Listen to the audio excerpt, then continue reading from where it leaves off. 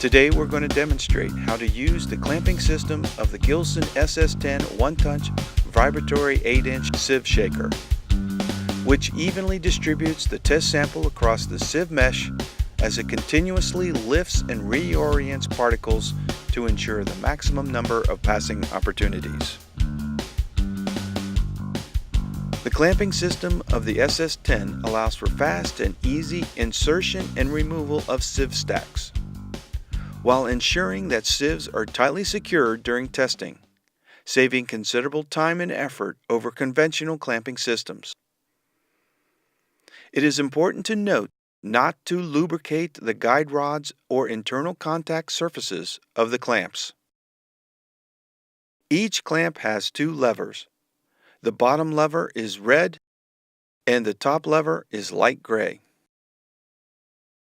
To rapidly reposition the stack cover up or down, simultaneously maintain a slight upward pressure on both the red levers while sliding the clamps vertically. Be sure to keep the clamps at an even height to prevent binding on the clamping rods. Once the cover is at the desired position, release pressure on the levers and the stack cover will stay in place.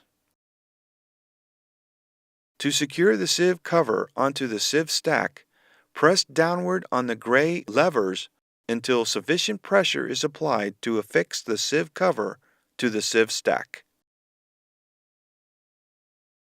To release the sieve cover from the sieve stack, lift up on both red levers simultaneously while maintaining an even height, and slide the cover up to clear the sieve stack.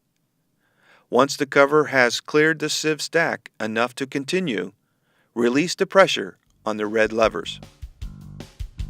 For any questions concerning the Gilson SS-10 one-touch vibratory 8-inch sieve shaker, or for any Gilson product, please contact the Gilson Technical Support Team.